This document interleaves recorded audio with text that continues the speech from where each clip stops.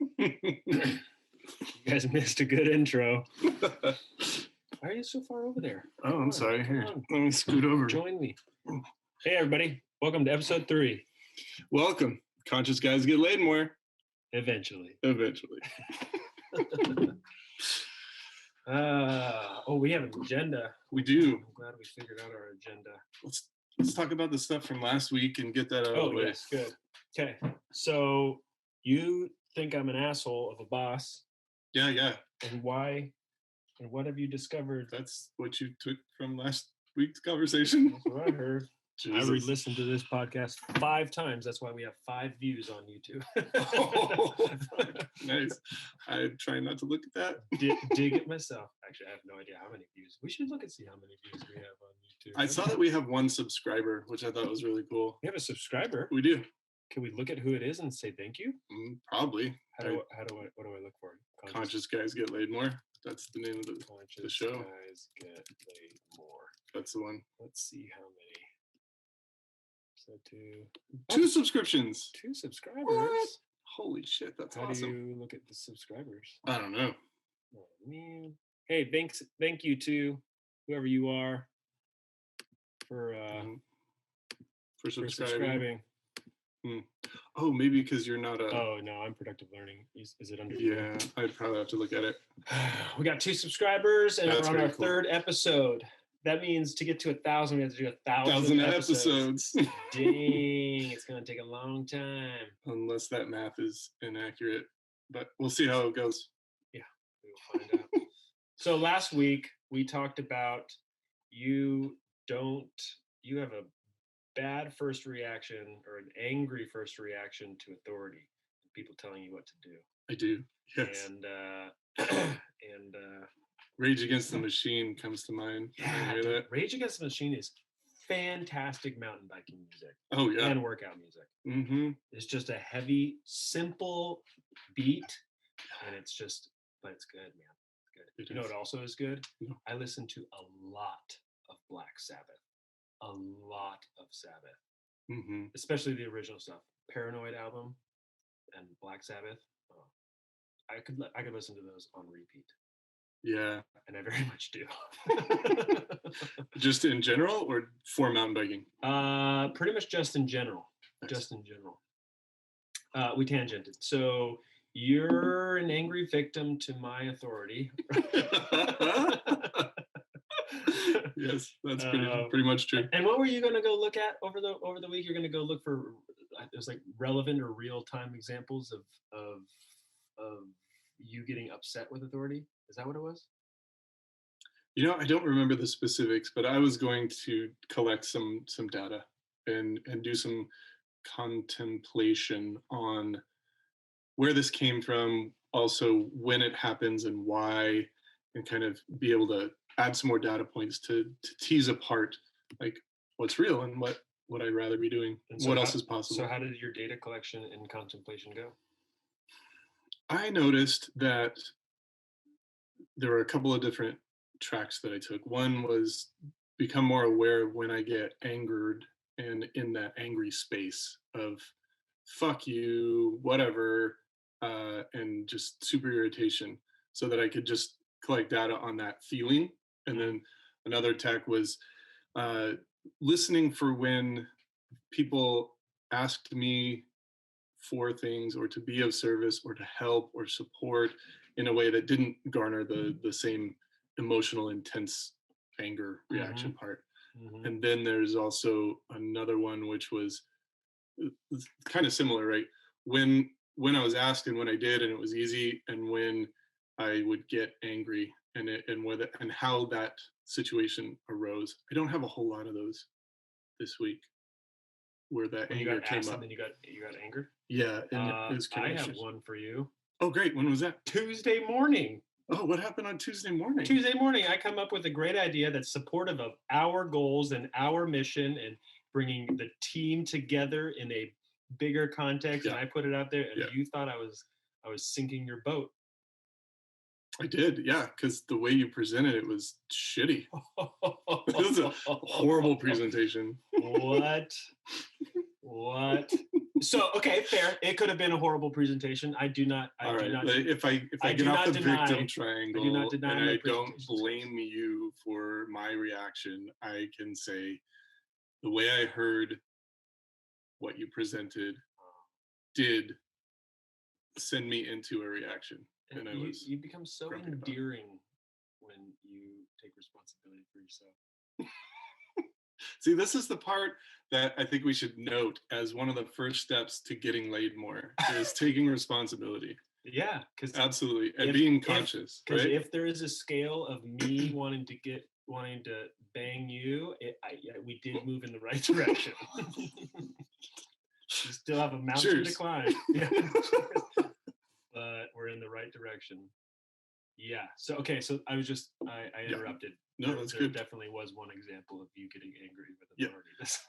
There was one that you could remember. Good. Yeah. That's still kind of small. Fair. Okay. So you said those are the different tacks that you took. Yeah. So then, as you took them, did you find anything out about them? Oh, we have 25 views on YouTube total. That's cool. Dude, that's amazing. That's awesome. Look at that. I haven't watched a single time, so it's not me. Have we ever even advertised these? No. I just told like 3 people. Oh, look at 21 views on the first one and 5 views on the second one. That's awesome. Okay. Way to go, fans. Way to go. We're going to have to come up with a name for our fans now. Little fuckers, maybe? Hey, little fucker. I don't know. So my I don't know if I've told you the story. My we call her Grammy, which is my mom's mom. Mm-hmm. She's passed away a while ago, but this is the Italian side of my family, and so for holidays when we get together, there'd always be a lot of cooking that would be going on, and I have my twin sister Taylor, and then I have an older sister Dana, and then on that side of the family, which lives near my grandma, I have 2 cousins and then also other cousins as well. But typically it's just those 2, actually 3 when we were growing up. So it's like 3 and 3. So there's 6 little kids, all within 6 years of each other. Is that you included? With my nuclear family and then theirs. So 3, and so it was awesome growing up because we always used to go up and see them and hang out with them every holiday and whatever 7, 8, 9 times a year, and then we'd be running around through the kitchen, and my Grammy was she was the life of the party. She was loud and boisterous, and she always loved her margaritas, and so we'd be running through and playing and doing whatever. And we're all like I'm like 6, and my older sister is maybe 10, and then I've got a younger cousin that's like 4 running around, and She would just say, "Get out of here, you little shits!" And my mom and my aunt, so the mom of my cousins, right, would always be like, "You can't do that. You can't do that." It's like when you're in Grammy's house, like this Grammy's rules. And I didn't know what shits was back then. I just knew that it was done with such love and compassion. Yeah. She could have called me like, "Get out of here, you little teddy bears, you little bunny rabbits, you little shits." Like it was, to me, it was all the same thing. Yeah. It was very funny. So little shits is on the list. Yeah. I think of that whenever my nieces and nephews, probably Grace soon enough, are doing funny things or like things that are a little bit annoying. Like, oh, I always think to say that, but I'm actually a little intimidated to say it around my sisters. I think they'd get. Oh, serious? I push a lot of buttons with being uncle. I bring up things that like I think that mom and dad are supposed to bring up, but the crazy uncle's starting to bring up. Nice. Like for example, I brought up when Winston got neutered. Balls? Yeah. Talking about balls? Yeah. Especially with James, who at that point I think was 9, maybe 8, 9 or something like that. But anyway, we said, hey, he's going to be a little, like we went over to my mom's house. Hey, he's going to be a little bit, he may be a little bit, upset or a little bit angry. Like give him his space today because he got neutered. And then James started asking like, well, what's neutered? Like, what does that mean? And I was like, so he has, you know what balls are, right? He's got his ball sack but the insides, the balls within the sacs, those are gone. And Dana and Jimmy, my brother-in-law, my sister and brother-in-law, just were staring at me like, what did you just tell him? And I was like, this is what it is. This is what it is. This is what it is. Yep. Did he ask why? No, I think he kind of got embarrassed. Nice. I think he kind of got embarrassed. Wow. And then I think the rest of the table laughed. Oh. Well, not at his embarrassment, laughed at me and me the way I described it. Yeah. But mom and dad of James are like, oh God, this is how we're going to talk about sex. We're going to talk about cutting off Winston's balls. Dude, they could totally use that as a deterrent for... Yeah. Remember when Uncle Lindon talked about being neutered? You go start poking girls. This is going to happen. Jesus. This is like totally anti-get laid more conversation. Maybe. I like the high pitchedness. That was really good. That's when I get nervous. I don't want to be wrong. Okay, we tangented. I'm not keeping on track to our initial conversation of you taking responsibility for yourself because you are an angry victim to my authority. So what did you discover? What did you contemplate? Those were the different tacks that you took. Yeah. What did you see? What did you get?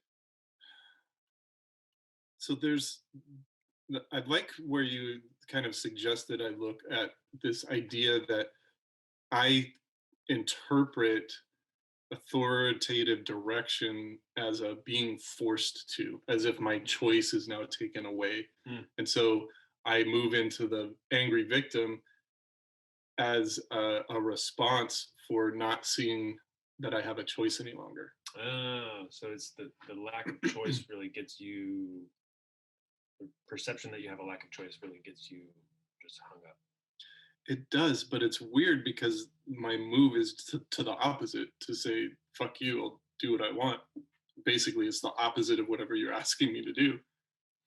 Yeah, so you've actually curbed your choices. I'm the one who's now limited my choices. Totally. Yeah. When you can look at it from that global perspective, totally. But in the moment, it feels like I'm making a choice. This is like why I love the work that we do. I really am not impressed by the industry, the personal development industry. Yeah. Because there's so much like you deserve it attitudes. Like what would another cliche be?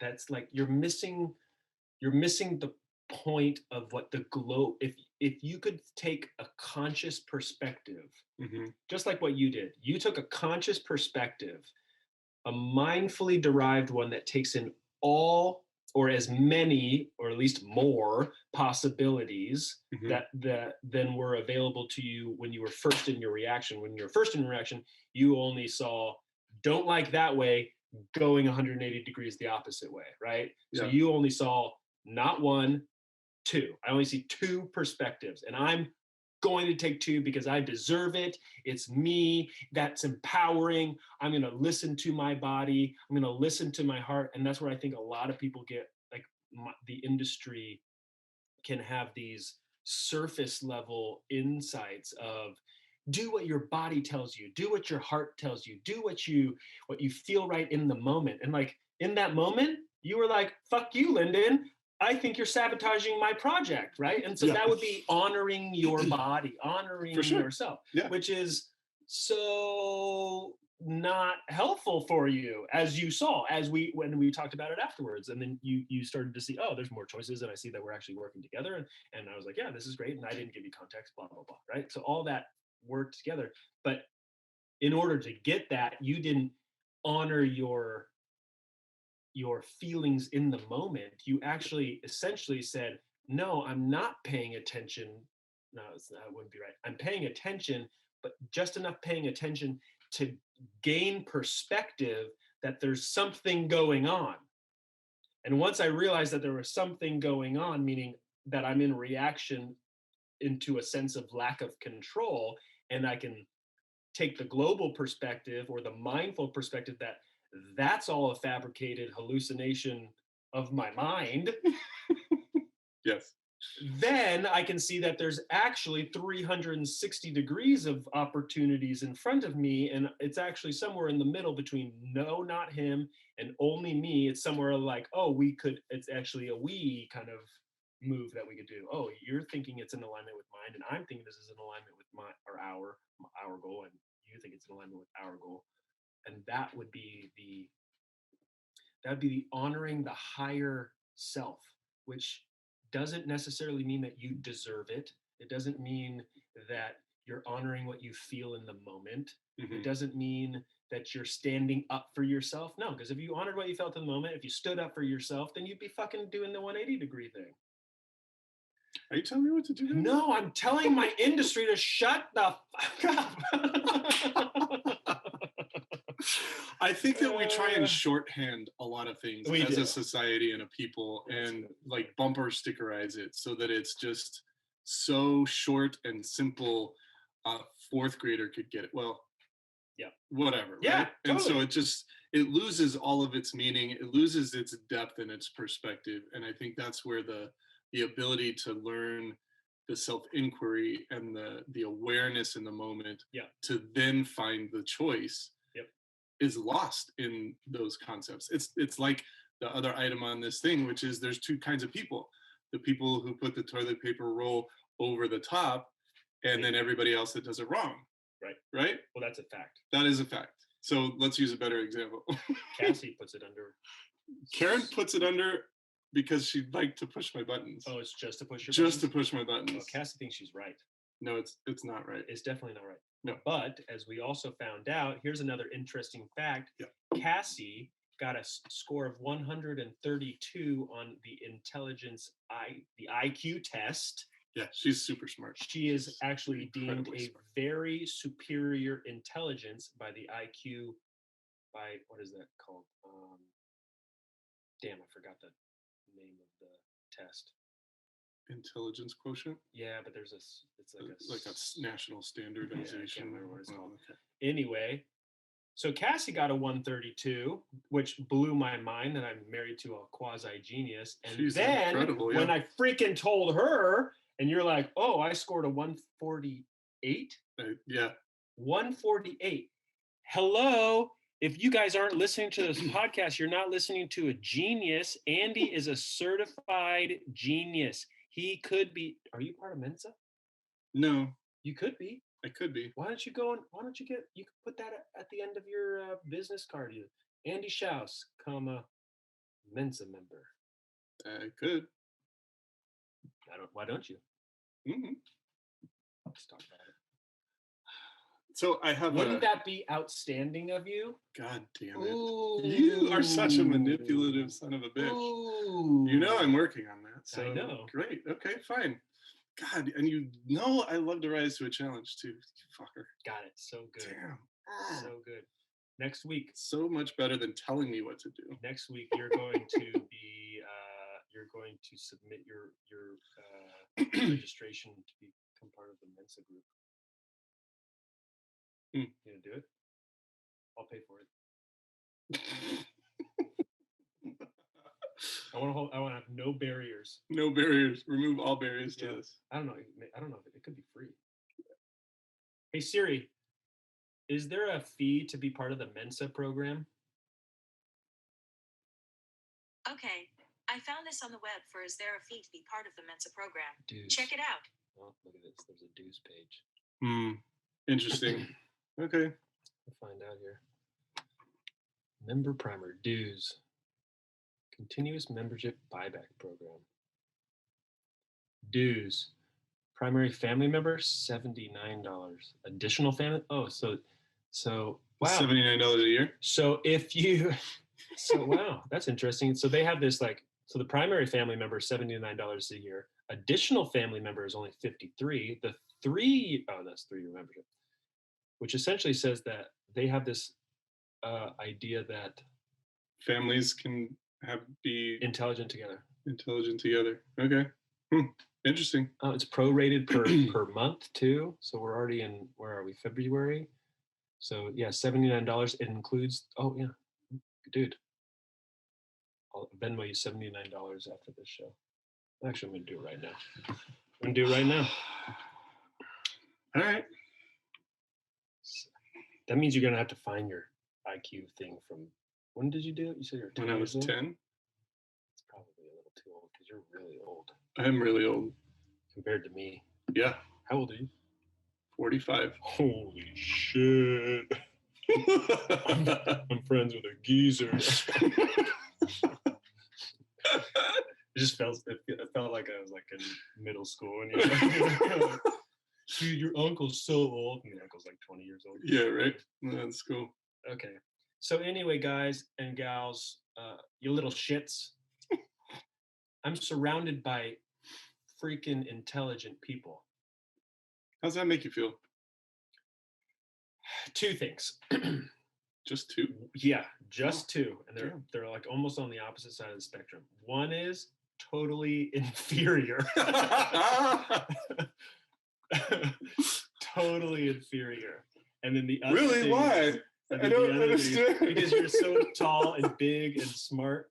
And then the other thing is I am so smart for surrounding myself with smarter people so that I can ride their coattails. Mm. Damn. Yep. Did you know I wore tails to my senior prom? Did you really? I did. Silver tux with tails. How long were the tails?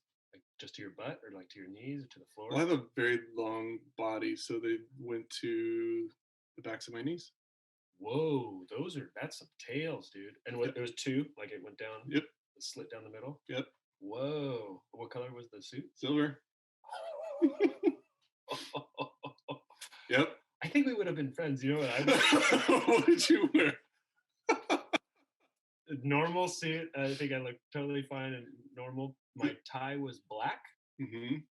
And I put what are they called? Rhinestones, hot glued rhinestones that said Playboy down the center. And get this, was not my. Actually, I had the idea that I wanted a zany, weird tie, Mm-hmm. and I was talking to my mom about it. She was the one that came up with the idea of putting Playboy on Playboy on it. Yeah. Nice. Yeah. Way to go, Mom. Mama to go. Crow. Way to go, Robin Badass. Crow. That's yeah. so cool. Follow her on Facebook because she's probably only got 25 followers. Maybe only 4. Robin Crow. Always. That's the daughter of Grammy who called us little shits. Little shits. Maybe it makes sense. You know? Maybe. That's cool. Yeah. So you had tails and I had a Playboy tie. That's cool. Yeah. Damn. Nice. Okay. We totally diverted off Mensa, and then is there any other insights that we should talk about in regards to your disdain for authority?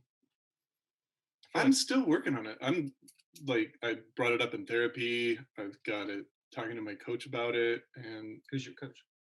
Dory Etter is my coach. Dory Etter. Yeah. Badass woman.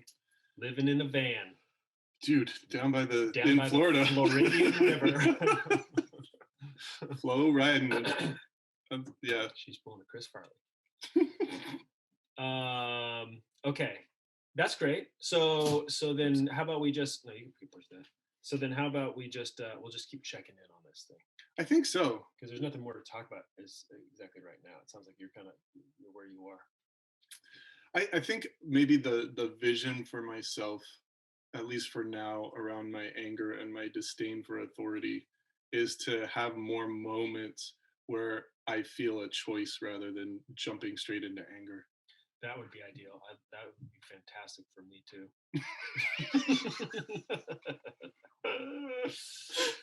Okay.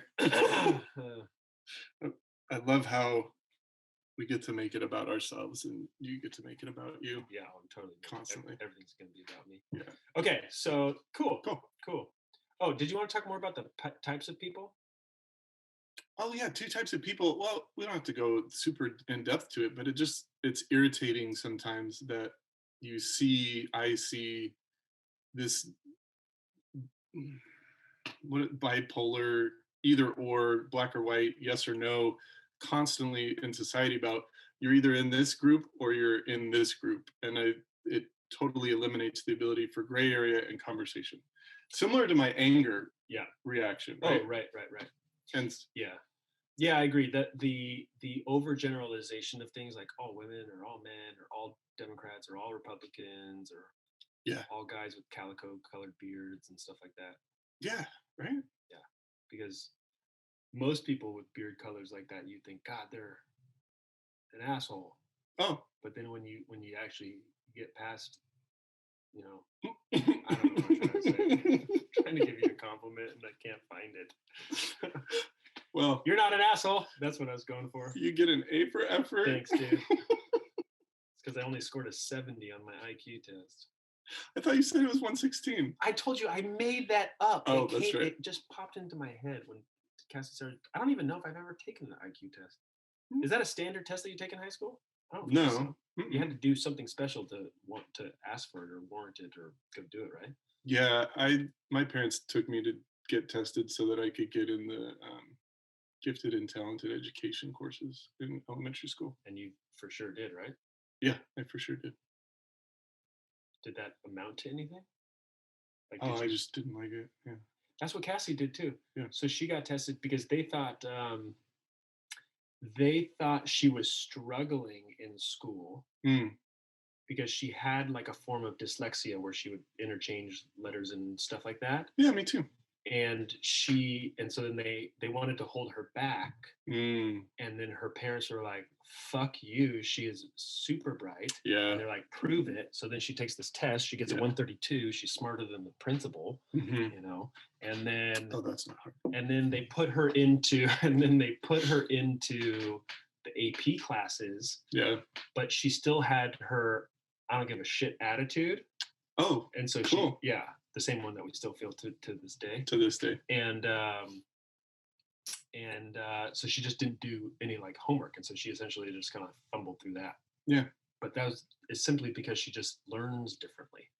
Yeah. She learns auditorily and kinesthetically. Yeah. She does not learn by just like, let me read a book and do math problem after math problem. Which is why it's so good to, if you ever want to work with her, I'm saying the royal world, not you, because you already know this. You got to sit in front of her. Yeah, you got to be with her, yeah. And she will be fully present for you and whatever it is you're working on. Worst is email and text. Next best is phone, and then the best is you are physically together and you are plotting things out.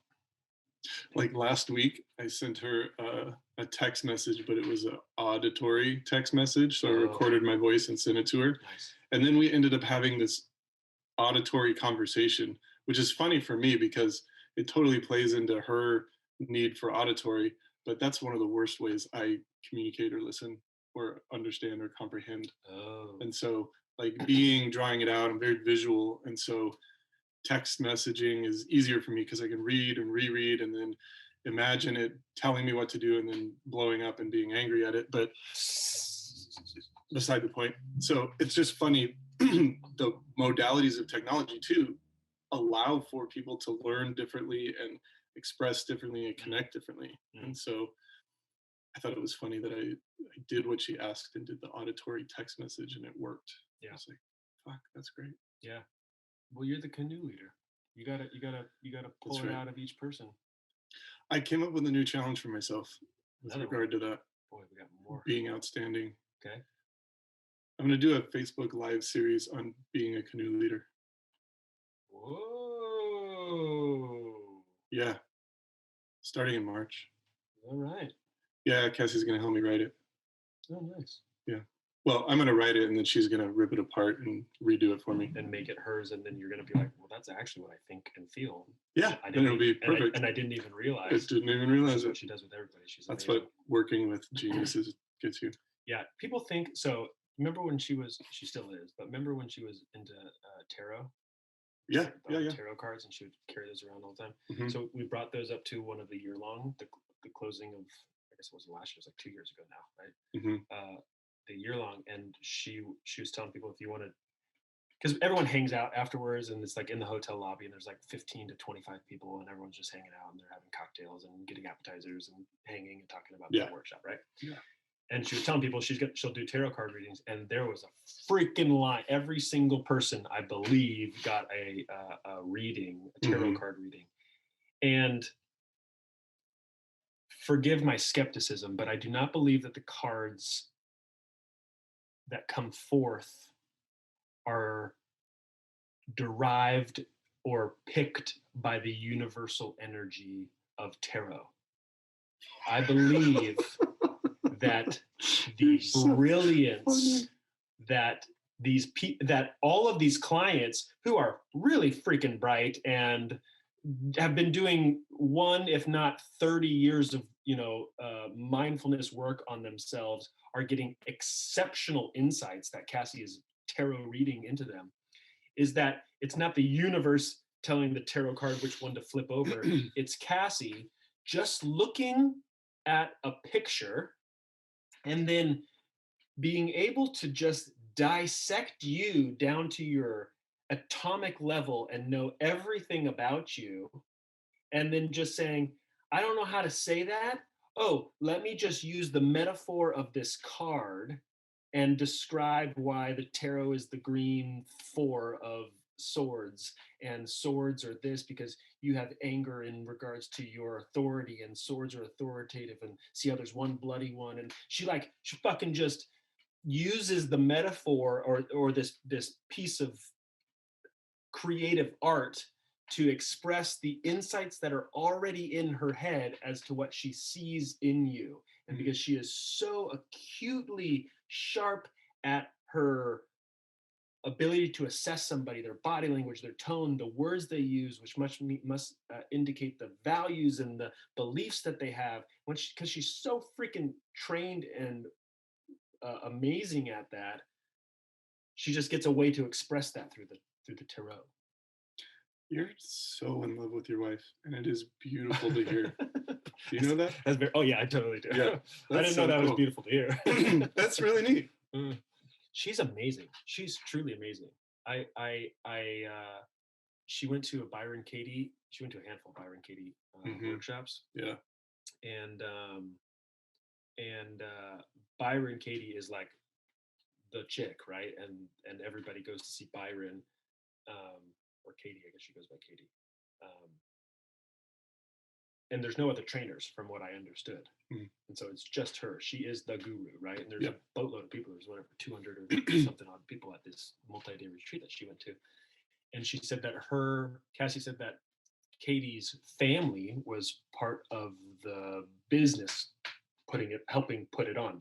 Putting the School of the Work is Byron Katie stuff, right? Yeah. So the business of the School of the Work was put on by her daughter was there, and her husband was there, and they were like the main people videoing and doing all that kind of stuff. Oh, cool. And she was saying that the husband, she would watch like when they weren't on stage or when whatever, and they were just moving around, and the way that the husband, the way she described it was the husband worshipped Katie, like just worshipped Katie. And when she said that, I had this very like, I feel super exposed feeling when she described that, because I'm like, I don't know if she knows, and I don't even know if I know how much I like worship Cassie.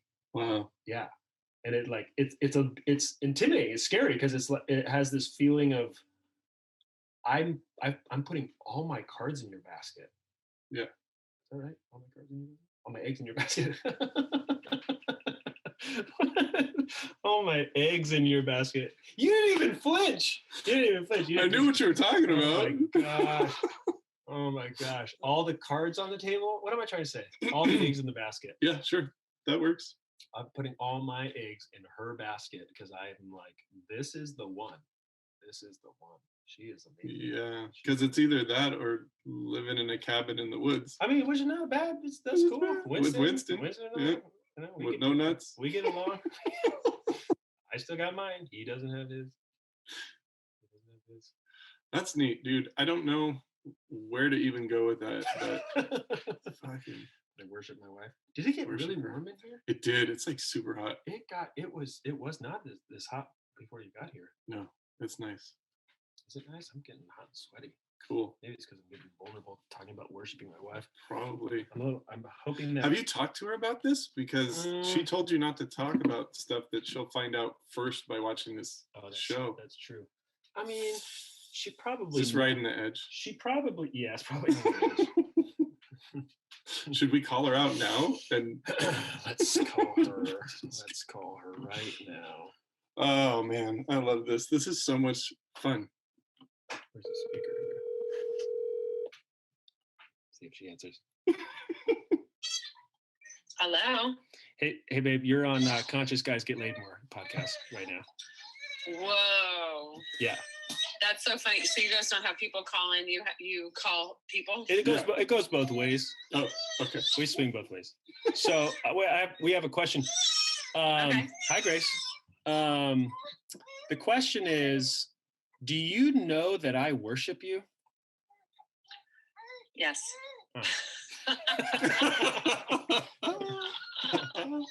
It just got even hotter in here. That's good. Okay, that's all we had to say. Thanks. Right on. Love you, Grace. Thanks for calling. First time. Hey, you're the first. No. Marcella was the first caller. Yeah. You're the second caller. You're second on podcast number 3. Second on podcast number 3. Well, the first on podcast number 3, right? That's true. That's true. Yeah. At all time. Guess what? We've got 21 views on our first podcast. Whoa. Yeah. That's huge. Getting That's right there at the huge. Ed Sullivan Theaters next week, baby. Oh man. That's a pull from the past, Ed Sullivan. Oh my God. That's crazy. That is crazy. Wow.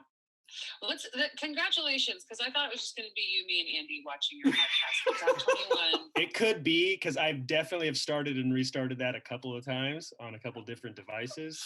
So, Ooh. All right, we'll talk to you later. Okay, love you all. Love you. Love Bye. you too. Bye. Bye. All right, well, she knows that. Well, cool. Yeah, cool. I hope she takes it as a compliment. Oh, I'm sure she does. Yeah, so tarot cards are bullshit. I don't know that I hold the same skepticism the way you do. It's good, don't. Because I like the idea of the interconnectedness of everything, and that I don't necessarily believe that a singular instance or incident is as meaningful as how its origin came to be, with all of the past and all of the potential futures. Like, that incident in and of itself, in isolation, isn't meaningful alone. It's backed by the history and the past and everything that's occurred, and the convergence of the interconnectedness of everything. So the way I look at it, and I'm still developing the way I want to talk about it, but there's an emptiness and a space between all things. Okay. Cells,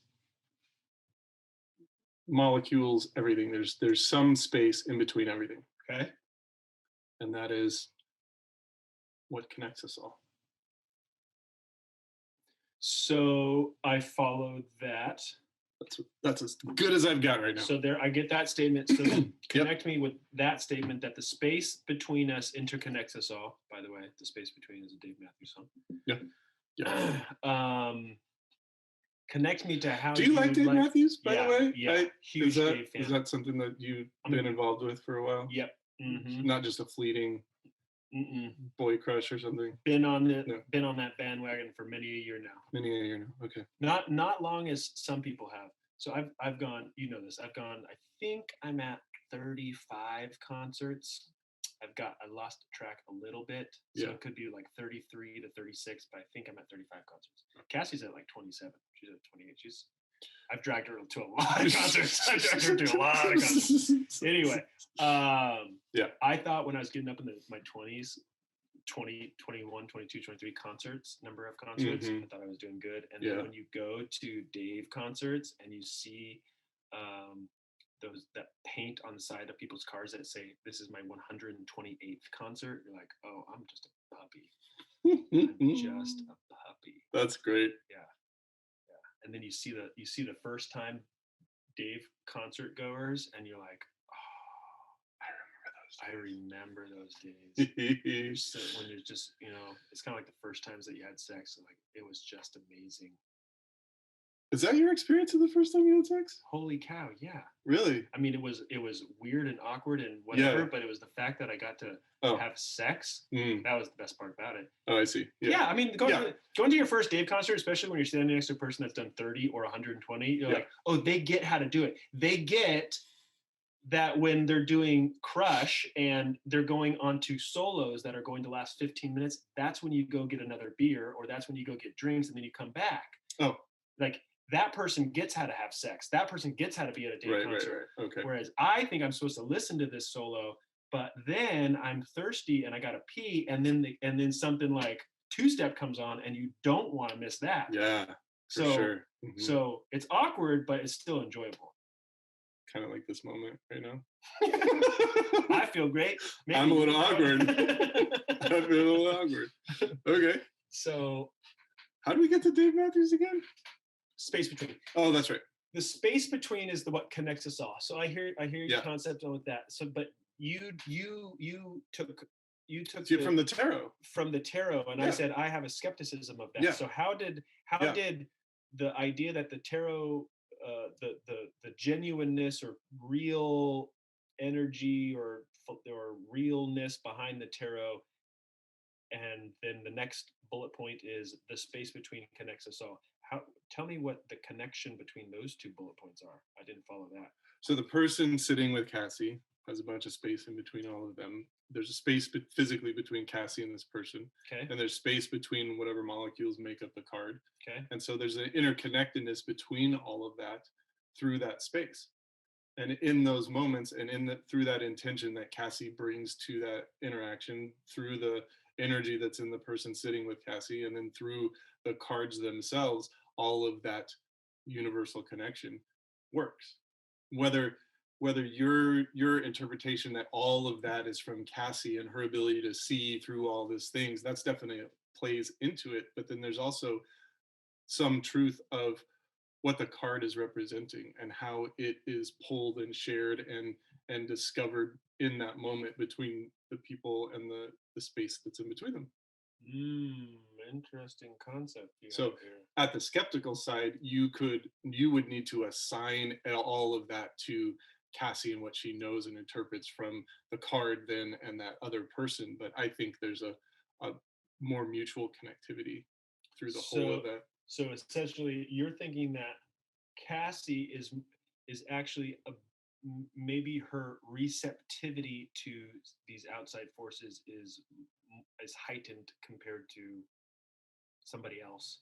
Her ability to interpret and then also share and the be receptive messaging. to the message from that happens through the space between. Yeah. Interesting idea. Yeah, I think where there's a philosophical difference between that and is that I put the more of the power or the authority, the agency in the clarity that Cassie has in Cassie's hand, versus you put some of it in her hand, but some of it in this energy or this space between concept. Where I think, and I also think another part of my budding philosophy here is that there is a plane of knowing and understanding that is infinite, and we as human beings and people get to tap into that and develop an ability to pull from it. So the idea or the thought or the statement that there's nothing new under the sun is true. There's a base of knowledge that gets pulled, and there's no new information. Okay. But we can tap into that through our ability to connect and interpret the world and the universe. And so I think Cassie's attuned to that ability, whether she sees it or consciously derives and wants it, it's happening. And I think some of us are more attuned and some of us are less. Have you watched Surviving Death on Netflix? Mm-mm. Oh, you got to watch that one. It's gnarly. So it's a series. I've only watched the first 2. Cassie already watched all of them, and then she said it's so good she wanted to watch them again, so I started watching them with her. The first episode was on people that had near-death experiences, where with I believe all of the examples that they gave, they by medical practice standards died. Yeah. Like one of them was dead for 34 minutes or something. They went over a waterfall, they got pinned down, they got water in their lungs, they drowned, they got brought back up. She had the experience of being brought back up, but she was pale and blue and white and not breathing. And then 30 minutes later, she starts coughing up. They were trying to figure out what the hell to do with her body because they're in the middle of not rapids, but they found a trail and they had to go blah blah blah, right? All this crazy stuff. Damn. And then she came to, and I don't remember exactly because you gotta go watch this. The show is she gained abilities that she did not have before when she came back to. Nice. Yeah. Yeah. She should have been brain dead because Right. after I think it's like 6 minutes or 8 minutes without oxygen to the Shit brain, just starts it dying. just starts to die, right? It's just it's just gray matter that starts to die. And she was a neurosurgeon, and the obviously the amount of knowledge that they have is immense. Yeah. But then also the very fine tuning of motor skills is also incredibly intense. And typically people that have those like those brain traumas happen to them, they become, the doctors were, she said the doctors, I tell people if this ever happens to you as my patient, or they were telling her, you won't be the same person. You'll be a potato. Yeah. Your body will be living, but your brain's dead. Biology is the only thing keeping you moving forward. You don't have any brain going on. And she has full cognitive function and full motor skills going on. And she also learned other things. And there's these other people that learned different stuff. Yeah, really wild. The second episode, they're in, I don't remember, some European country, and they're it's all about mediumship, all about mediums who can connect to the other side or to spirits or to whatever. Yeah. And some of them I'm listening to and I'm like, you're full of shit. Full of shit. But then some of them, it's either got to be the craziest con, or it's the gnarliest ability. She's like, who in here has a dad whose name is Robert that died? Yeah. Are you going on a cruise? Because he says I'll be right there with you. And this gal's like, I have not told anybody, and I bought the cruise tickets last night. Dude, that's wild. Like weird shit like that. And she was there in an auditorium of 50 people or whatever it was. Crazy. Yeah. So surviving death. I don't know what I think all the episodes are different, like woo-woo things, right? People that survive death, the mediums. I don't know what all the other ones are. You should watch it. And then we watch it. I'll keep watching more of it. We'll talk about other episodes next time. Okay, that sounds cool. The other one, which is part of what we were talking about, was In and of Itself. Oh, okay. So talk to me about this, because you said we couldn't talk about it before. Cow! I don't even know what this is. In and of Itself. In and of Itself. Here, write it up. In and of Itself. Time to use Google. Yeah, Google and Siri. Okay, so this guy, Derek Delgaudio, he is if you crossed is vagina monologue a single person doing a monologue? That's what a monologue is, yeah. So if you cross vagina monologue with... have you seen it? No. Oh, it's cool. Just the concept of a monologue, that's all I'm Got it, all right. All right. And a stage performance. And it uses the word vagina. Yeah, so I'm all about it. Yeah. If you cross vagina monologue with David Blaine and his card trick magic, and then infused with the theme of existential human identity crisis. Oh, cool. This is perfect for me. That is what In and of Itself is. So he does, I think, like 520 performances in front of an audience of 150 people in New York, and it's a monologue. It's just this dude, Derek, and he's talking the whole time, and he's kind of doing a little bit of card tricks, and he's telling this story about what's going on. But the whole time he is questioning how we identify ourselves. Yeah. When I say that I'm the president of a company, that's one thing. When I say I'm a business owner, that's another thing. When I say I'm a father, I'm another thing. When I say I'm a husband, I'm another thing. Yeah. And his message in some way is watch what label you use to identify yourself. Nice. Yeah. Because it will pigeonhole you into one thing. It sure will. And you're a multifaceted, thing, item, human. Yeah. I can't even tell you. I was moved to tears. I was crying. Moved to tears? Oh, I was crying. About card tricks? Yeah. Wow. Well, the card tricks, I was just blown away. You're skeptical about Cassie's tarot readings, but you're blown away and moved to tears by this guy's card tricks. The card tricks didn't move me to tears. Okay. The card tricks I was floored by because I could not imagine how it got done. Yeah. David Blaine was in the audience of one of them. Oh. He was crying. Not at the card tricks. Again, okay. It's not about the card tricks. Yeah, we're confounding two parts. Sorry.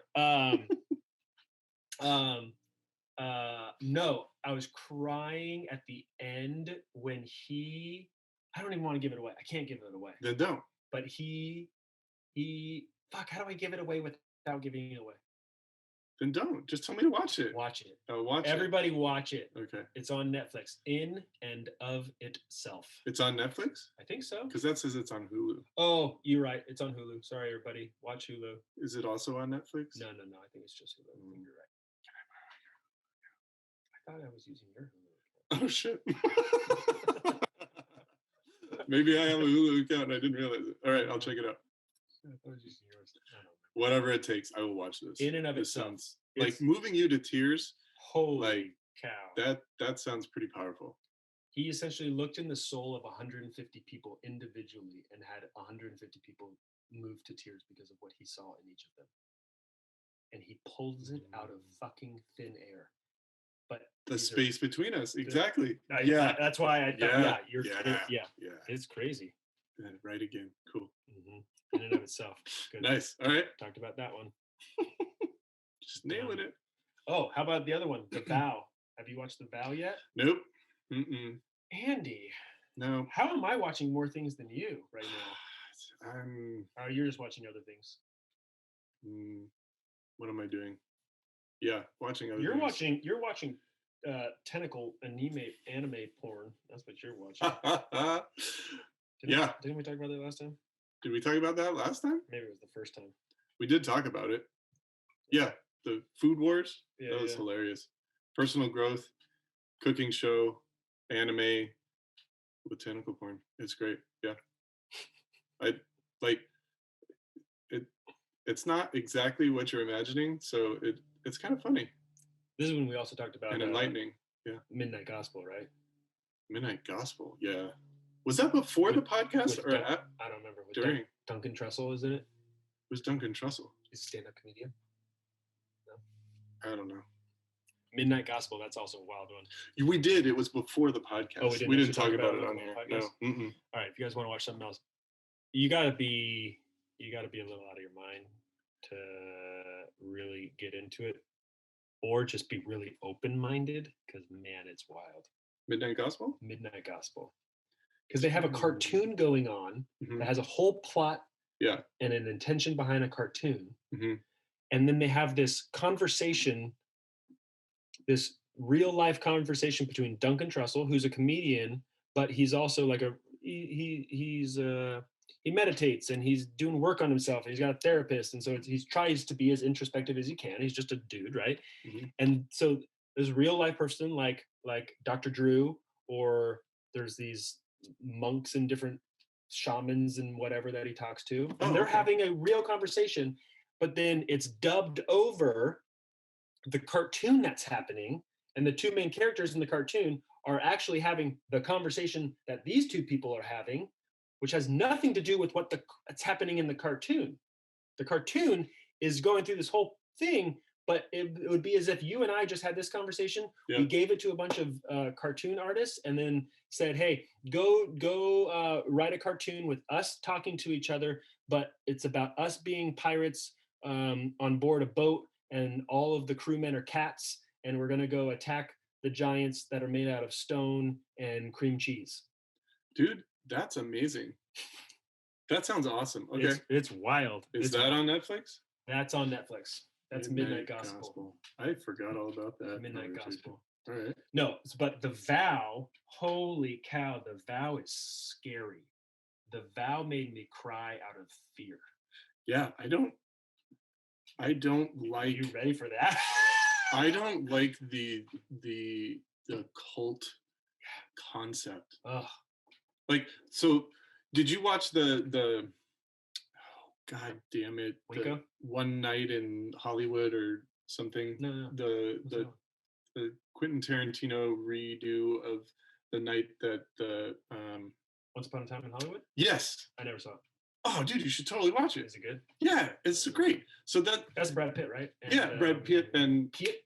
That was a Brad Pitt. Oh, the Brad Pitt. Brad Pitt and Leonardo DiCaprio. The guy that never wins an award. Yeah. Leonardo DiCaprio was in it. Yeah. It was great. I loved the movie. It was so much fun. It's an alternative ending to the Charles Manson murder thing. Oh, I didn't know that. Yeah, it's fucking great. Oh wow. Yeah, it's awesome. Why did I bring that up? Oh, the cult thing. Yeah, Charles Manson cult. Like those kinds of things are disgusting to me. This is disgusting.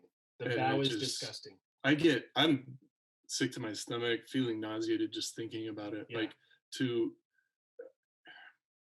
and then trying to explain it. It doesn't make sense. It just The Vow, this guy's got that's why I get pissed off. What do you mean?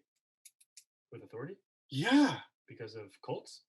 Not cults. Excuse me, there's a big space between us. Is. I'd like you to connect. I'm sorry, I apologize. So I think that feeling of powerlessness and manipulation is part of the trigger that sends me to the exact opposite and like slamming on the brakes and saying, fuck you, no way. Yeah.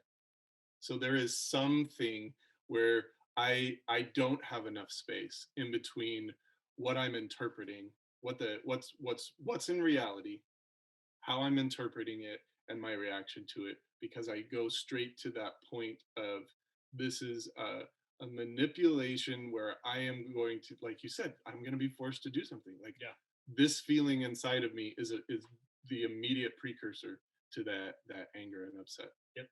Yeah. Fucking cool. Yeah. Nice. Well, then if you wanted to really go for it, you would watch The Vow. Jesus Christ. Yeah, just go face your fear. Because it is so he's a genius, but talk about genius. He's scored 224 points. Oh, that's an evil genius right there. He's got all kinds of PhDs, apparently. He can play classical piano brilliantly. Did he have a near-death experience, or did he die and come back with abilities? Maybe creepy. he sold his soul at the crossroads. That happens. But so anyway, so he starts a personal development company. No, and it's all based on. He starts a fucking cult. Well, that's the weird thing about it. It's all based on wonderfully thought through psychology, but it has a malicious intent seamed through the whole thing.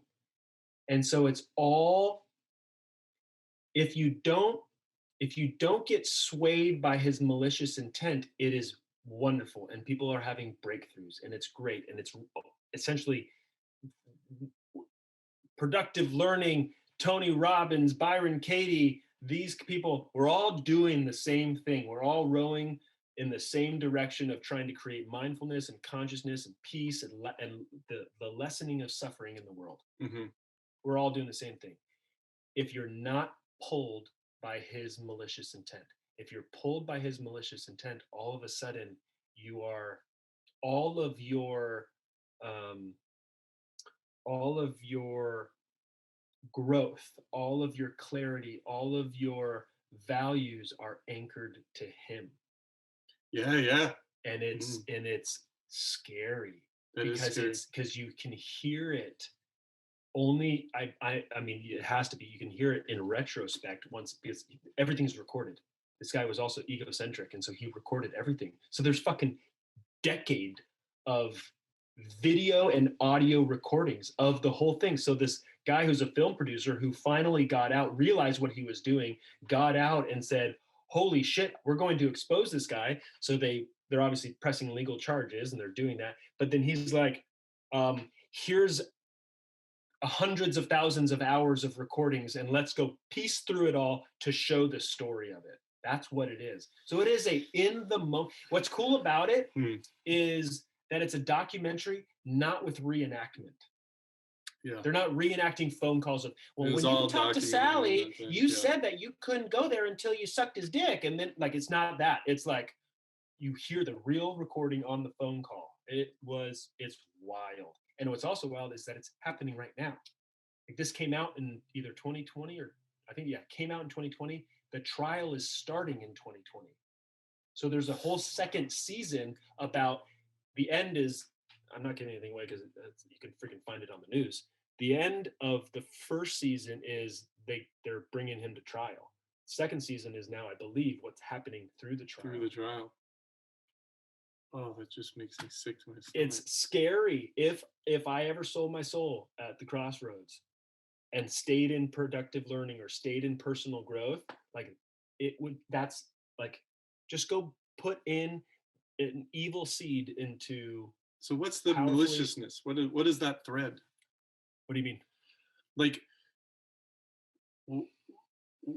you're referring to this evil thread, and if you get swayed by that evil thread, then it's just going to end up like that, this cult and this disgustingness. And so what is that thread? Can you name it? Is it a thing, or is it a for him? Yeah. Well, Cassie and I were talking through it, and we both think that he is scared shitless of women. Okay. And so what he does is he looks to control them. Oh. Okay. He has some construct that from its foundation is women are evil, women are bad, women are scary. There's actually women are scary, and then what he does is he makes them bad. Yeah. And because they're bad, and would you like to be good though? Well, then follow what I say. Or if you'd like penance, then you have to give penance in order to get clean of your bad thoughts and your bad intentions, you girls out there. Fuck. Yeah, that's great. So I'm gonna have to put a little bit of space between that and my next comment, but I've kind of done that to myself. Like, had this thought or belief about myself that I'm bad or wrong, and if I want to be good, then I need to do or act or be or whatever. And then to have also someone tell me that I have to do something in a particular way, I don't trust or believe that either, because when I've done that, it still hasn't made me good or anything else. So, like, dude, there's a lot to detangle in my mind. Yep. But that's fucking cool. All you Catholics, raise your hand. Yep, you get that one. Yep, right there. Yeah. I'm not Catholic, but I'll raise my hand with you guys. Yeah, I mean, if you started from the premise, if you were taught from the get-go that you're bad and you can get good though, you can become a good person. You can get to heaven. You could help your fellow man. Here's how to do it. I've essentially just dictated onto you a concept or an idea. But what I think, forget if it's a religion that's doing that. I think that the most upsetting part for me is when people are doing it to themselves. Yeah, it's horrible. Yeah, it's a shitty way to live. If you didn't do it to yourself, then you're just seeing a clean, healthy route to get somewhere. But when you're doing it to yourself, like, you have become, what's the phrase? You're judge, jury, and executioner all in one, and that's not Judge Dredd, baby, right here. That's it. And that's not gonna. Fuck that's just a dangerous thing. Yeah. That's a dangerous thing. That's great. So this feeling is kind of similar to when I watch something like The Office. There's like a there's like a there's like that embarrassment feeling watching people be all awkward and weird and pranked and just that moment where it's just like, oh fuck, like that is so intense and overwhelming for me. Like it's challenging for me to watch that shit. Oh, really? Yeah. Oh, I think so. My favorite thing to watch are blooper reels, Yeah, blooper reels are fun. but they're making fun of themselves and they're awkward. They're even No, making fun of there's themselves some even more. difference, like in shows like The Office. There's other ones. Somebody mentions Schitt's Creek, but I've never seen it, so I don't really know. I don't know. But there's that moment where someone is just so I don't even know. I'll watch one, have my reaction, and then explain it. You got a lot to do this week. Fuck you. Sign up for Mensa, watch Schitt's Oh my Creek, god. I'm gonna have to give myself watching The Vow, watching a reminder. In and of itself, What was the other one? Surviving Midnight? Death, Surviving Death, Midnight Gospel with Duncan Trussell. Yeah, it's pretty wild. And it's all that one, the Midnight Gospel. It's all psychedelic colors and stuff. It's pretty good. What was the other thing? Oh, Mensa, Surviving Death, Midnight Gospel, Mensa, Surviving Death. Oh, Office. Schitt's Creek. I've never seen Schitt's Creek either. Okay. Oh man, talk about old stuff. Mhm. Actually, we have a couple more things on here. We should have figured out. We had an idea, guys, of answering questions from other people's fan pages. Oh yeah. I think we should go find some though. We should totally bring some in. It's gonna take a while for us to go find it. We should bring it in, but we should bring it up on the screen and show the thing show that you we guys. do, and then Oh, that's smart. and then answer it, like respond in the. So we'll figure that out. Would we? Next Are you time. thinking that we'll actually type responses to them? Sure, why not? Oh, so like we could like watch a YouTube video and then just write in the comments of it? Is that what you mean? What do you mean? Tell me what you're visualizing. My visualizing is like somebody puts up a YouTube video. Yeah. And then in the comments below, people ask questions Oh. and expect a response from whoever did the YouTube video. Oh. And we'll go in and we'll respond because we want to. Because we know everything. And we're conscious guys that are getting laid more. Absolutely. And then we just put that out there and say, hey, noticed your question. This is what we think. And Okay. But so you three, how many subscribers do we have? Two? Two.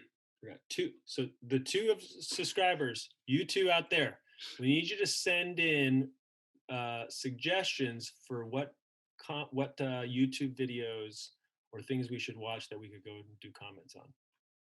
Okay. Both of you. Two each. So we'll have each. 4. We need lots of ideas. We need lots of ideas because I'm sure some of them are going to be crappy. Or scary. Yeah, right. I don't want to say anything on their page. Cool. All right. Okay. Yeah. Oh, yeah. We also, I think you need to talk about why you're not bench pressing me right now. Yeah. I can't bench press you. Oh, that's not what you said last week. Oh, I can bench press you, Lindon. Should we pull up the recording? Look we can pull up the video right now. I totally know what I said last week. So in preparation for bench pressing you today, I've been working on my push-ups and my game there. Did you work out on Monday? I did not work out on Monday. Alex canceled on me. Alex. That's okay, Alex. Alex, his name is Alex Ochoa from Performance Health and Wellness. Yeah. He canceled on Andy. Just everybody. Dude, you make me feel like shit. That's not cool. That's good. Oh. It's all good, Alex. Anyway, so I didn't work out on Monday, but I have been doing push-ups and, trying to see like what can I actually do. And there's no way. I can't lift my own body weight off a floor. Could you do a push-up? I did one, but it hurt. How much do you weigh? So I weigh 235. 235. When you're doing a push-up, how much do you think of your body weight are you actually pushing up? Because you're not pushing up all of it. No, because some of it's on your toes. Right. So yeah. What percentage of your body weight do you think you're pushing up? Because I think you can transfer your body weight. I guess it depends. I don't know. It'd probably be more at the bottom than once your angle goes up, it'd be less. Mm-hmm. Yeah, they would be the hardest at the bottom. Yeah. Yeah. Yeah. I know what it would be. I think it's 100 pounds. Maybe. Anyway, so what I would like to be able to bench press you, so I'll work on it, and when I'm not in pain from doing a push-up, then we'll try again. All right. Yeah, I'll cop to being boastful last week. You were boastful. Fuck yeah, I was. All right, bench press. We covered that one. Cool. Oh yeah, we're not gonna do that one. Politicizing issues, and then the Dow. Oh, which one should we talk about now? Let's talk about the Dow. Let's talk about you had a habit you were going to do over January, which was to read the Dow, the abridged version of the Dow with, I think it was Campbell's version. It was all the verses with Wayne Dyer's. Oh, Wayne Dyer. Interpretation afterwards. Yep. Did you do that? I don't remember. Did we talk about it? I did. I missed a couple of days, and then I went back and made that up. And then the other thing that I was doing was the walk, and that hurt to make up. Holy cow! You walked a crazy amount that day. You came all the way to my house, and I wasn't even here. I did. Oh my gosh! That was a last minute choice too. It was fucking insane. The dog was pissed at me. I bet he was. You went miles. We don't live very well. I mean, we live relatively near each other, but for a walking distance, that's a trek. It is a trek. It's a little over 3 miles on the road to get here. So like 4 miles almost to get here on the road. But I came across the hills. Right. So I went on a dirt path through the hills, up and down, all the way around, down into San Juan, all the way to Del Obispo, and then back up to your house through that side of the trek. Yeah. And then got to your house, knocked on the door, you weren't here. Turned on the water hose and got some fucking water because this guy right here made the choice 2 miles in to say, oh, I'll just go to Lindon's house and get some water and a snack because I didn't pack any water, didn't pack a snack, I didn't pack my phone, and I didn't pack my wallet. So no money, no phone, everything. So I'm like, I'll just go to Lindon's. I'll use his phone, let Karen know where I am. Everything will be cool. Nope. Got here. There's neighbors out in the yard. I'm feeling really awkward, drinking out of a guy's hose. And who's this fucker? And Shadow's like on guard, like staring at people and not drinking any water. I'm all, dude, you got to drink something. And he's like, fuck you, Dad. No, we got to get out of here. And so then we left. And then I get home and Karen's gone. And so I find my phone and I call her and I'm like, I'm home now. Oh my gosh. It's so funny. It was a big thing. Did you feel like you were like in the 90s when you couldn't get in touch with people? Oh, I didn't even think about that. Yeah. I mean, you wouldn't without your cell phone. When's the last time like you've been out without your cell phone? Well, not when you're camping. Yeah. But when you're still in civilization, you've not had your cell phone for over 30 minutes. Yeah. I don't even know when. No. But I like going for walks without my cell phone. Do you? That feels good. I typically am listening to podcasts. Yeah. Do we have this up on podcast yet? Did you figure out the iTunes thing yet? No, not yet. Alicia, please help me out. I need some support. I will email you again because you probably aren't a subscriber yet. Ooh. Oh. I can't tell who they are yet, so we'll figure it out. And we'll give you guys, to the 2 subscribers, we're going to give you guys presents. We'll come up with an idea of what the presents are. Yeah. Could be used golf balls. It could be tickets to the next live show of Vagina Monologues. Yeah, it could be tickets to the next live show of Vagina Monologues. Who knows? But to the 2 of you that are listening, that's what you get. That's what you the get. 2 of you that subscribe. The other people that are listening that are not subscribed, you guys could have gifts too. You could. Good. So the Dow. So what did you learn? Do you feel centered more? Do you feel enlightened? Do you feel the ancient wisdom coursing through your veins? Here's the thing that I love about the Tao is that every verse is a paradox. And so to understand how 2 seemingly dissimilar things can actually coexist in the same space, you have to zoom out far enough to understand it. And it is brilliant in the way that it creates that space. I love that. And then each verse has a particular message that it's attempting to share, and then Wayne Dyer's interpretation and exploration kind of helps drive down and give options on how to interpret and pull meaning from it. Mm-hmm. And then it's funny, I was in a conversation with someone the other day, and they were really upset at a conversation they had. Mm-hmm. And it was really hard for them, and I was feeling some empathetic connection, and I almost cried.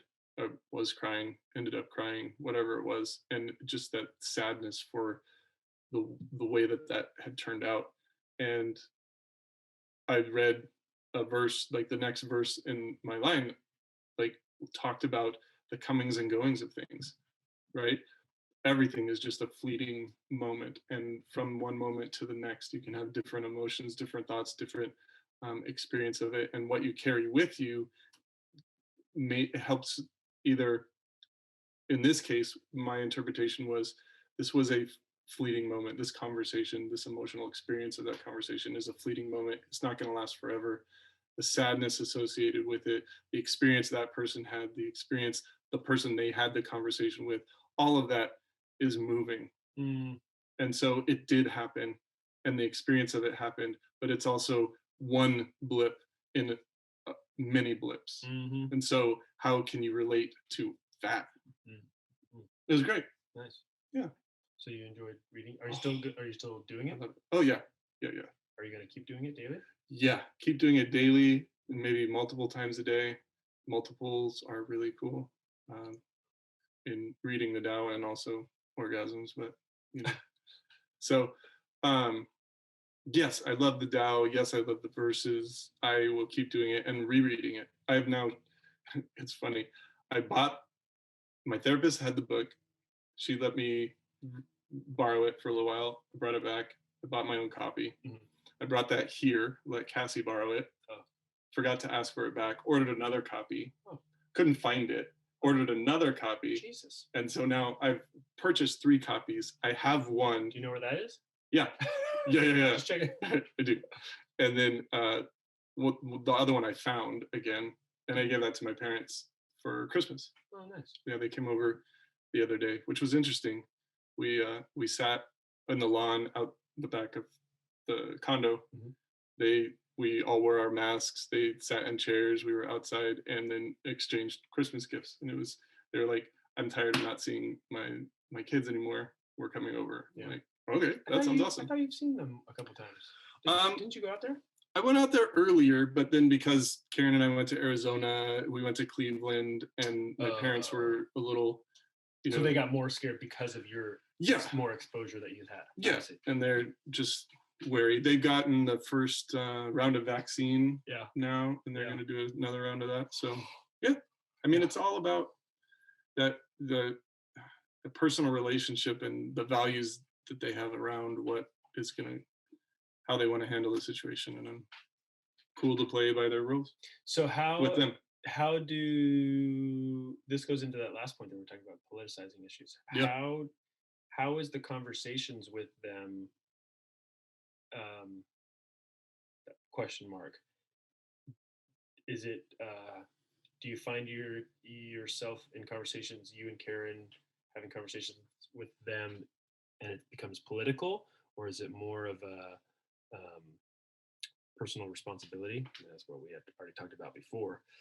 But what's the quality of the conversation with people that have a little bit different view of their health and safety concerns in regards to COVID with you? With my parents, I think they're the conversations they have with me are more personal responsibility. I don't feel a lot of judgment for how I choose to engage and live my life, even though it's not how they are choosing to engage in the world and live their life.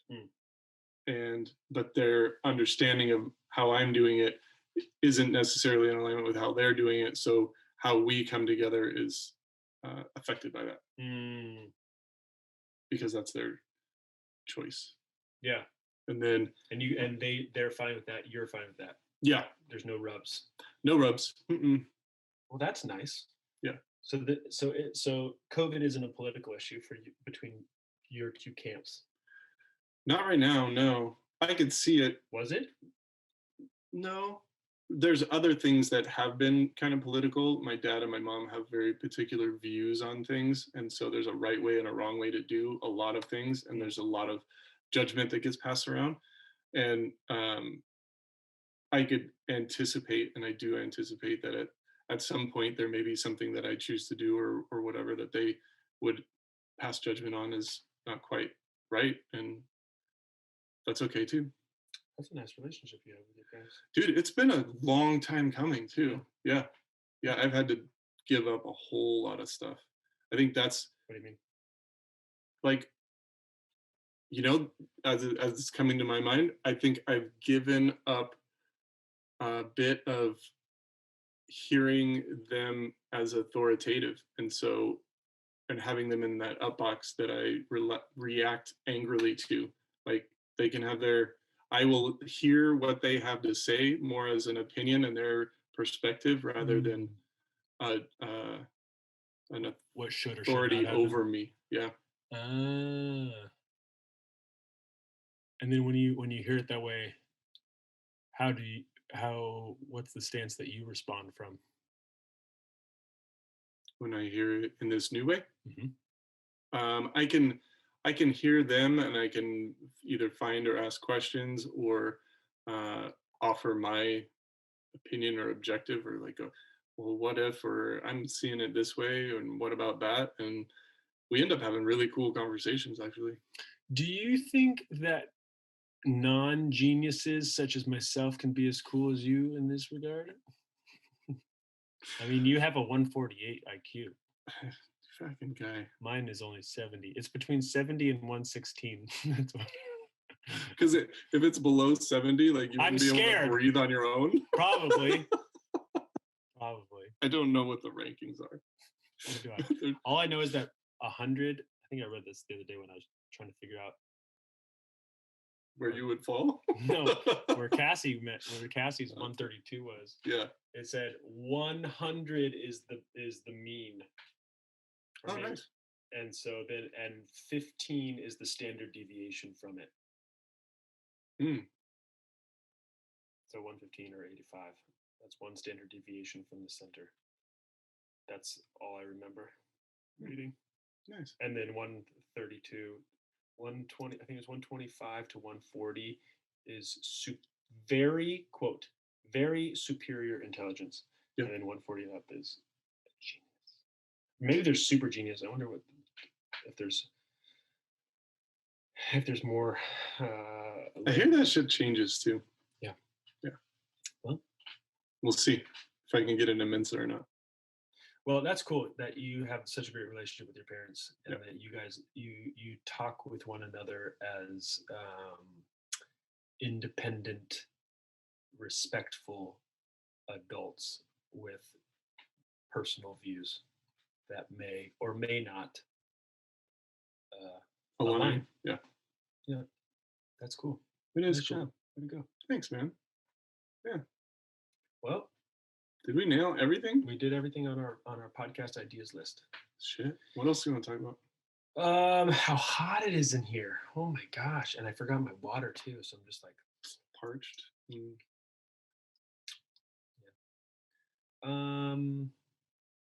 I got nothing else.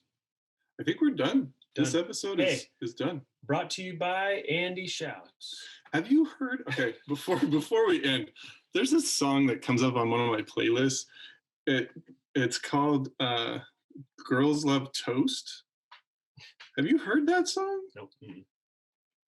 Like, at the end, they're all, this fucking toast is done. And so as we're ending this, that's what's coming to mind. Oh, we should get that as our closing theme for our podcast. Oh, I still gotta talk to my buddy Justin to see if he wants to create a guitar riff for us as our opening. Yeah, Justin, come on, dude, hook us up. Well, I haven't asked him yet. Oh, well, consider this your invite, and consider this your closing. Closing thought.